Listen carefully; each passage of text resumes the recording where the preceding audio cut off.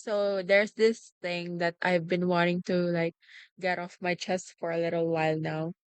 So kasi, bale, may ano kasi kami, may topic kasi kami sa isang subject namin.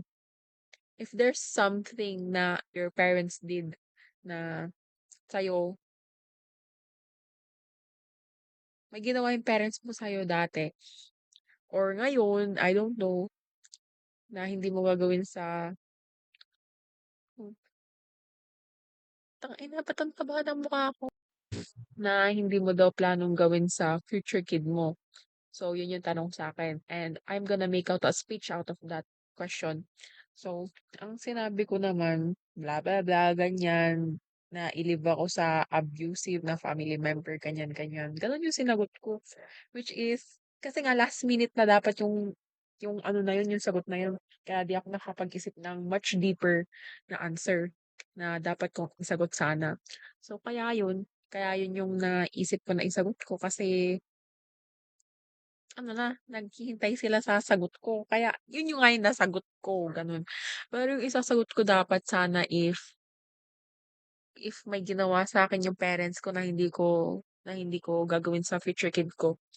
If magkakaanak ako, which is like off my bucket list na magkaanak, like having a kid and like marrying is like the last thing that I want to do with my life. So yun nga.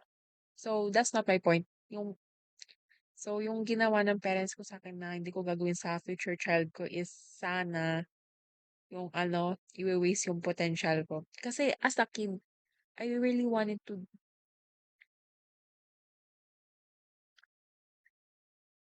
like as a kid talaga, I really wanted, like gustong-gusto ko talaga na dance lessons. Kasi ganito kasi yan, like story time muna. Kasi nga, nung na-confine yung, na-confine ba yun? O na-confine yung adik ko nun.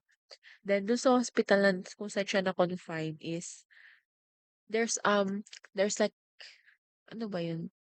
Building? Yeah, there's a building the where ballet, like dance kids dun sila nagpa-practice and every day for 1 week na andun kami ng mommy ko na binabantayan yung ading ko na naka-confine and tuwing lalabas kami na magbibili ng And tuwing lalabas kami nabibili ng like food or something na kailangan namin, yun, makikita ko yung mga sumasayaw-sayaw na yun, na mga nagbabali na kids, girls, yeah. Basta yung nagbabali sila doon, nakikita ko sila sa window nila kasi kalaking window, then nakatapat sa street. So makikita mo talaga tuwing dadaan ka doon. And biruin mo yun for 1 week everyday nakikita ko sila. And like na-inspire ako lang ng sobra. Sobra like na-inspire ako na super. No. And then I said to my mom na, "Ma, gusto ko gano'n." Parang napapagtanto ko na sa isip ko. Kasi as a kid talaga kadami kong gustong gawin. Pero yun yung talaga ng attention ko, like sobrang favor ako sa dance nun. And like gustong-gusto ko talaga, like promise. Gustong-gusto ko yun, gustong-gusto ko talaga mag-ballet nun. Then after a while, yun na tumagal na siya ng months yung obsession ko sa ballet classes, sa ballerinas, yun tumagal na ng months. Tapos pinipilit ko na yung mami ko na, "Ma, please mag-classes ako niyan 'pag vacation." Magbakasyon like after school, gano'n. And then parang nire-reject niya na. Tas yun, parang dun pumasok yung ano na napaisip ako na if magkakaanak man ako, like hindi ko i-waste yung potential niya because as a kid talaga, madami mong gustong gawin kasi nade-develop pa lang yung utak mo.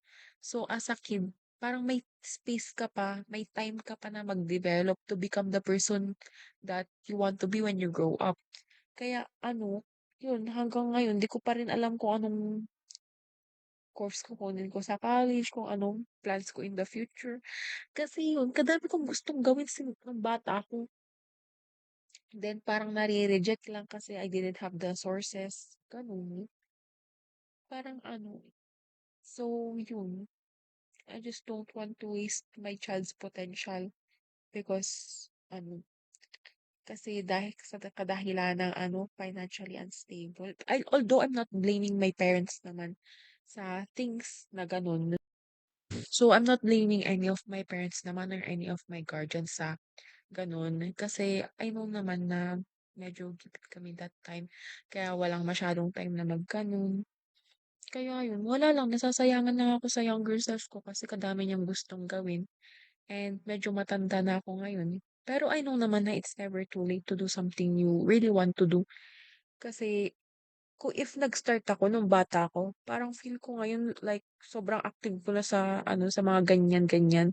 Like at school, like may mga dance sport na ganyan and napapaisip na ako tuwing naiisip ko yun, what if nag-lessons ako nung bata ako, eh di sana nakakasali-sali ako sa mga ganyan.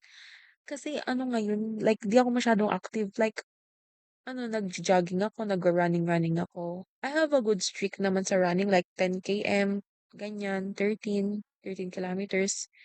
Pero two digits yung mga distances ko. Pero yun, yung point ko kasi parang if if financially unstable ka, wag ka muna mag-anak. Kasi parang sila din yung kawawa sa if na sila, habang lumalaki sila parang sila yung kawawa. Kasi they didn't like wala silang choice na maisilang dito sa mundo. And being financially unstable leads to being physically and mentally unstable. Like, ganun yung naiisip ko. If you guys get what I mean. Kasi, yun nga.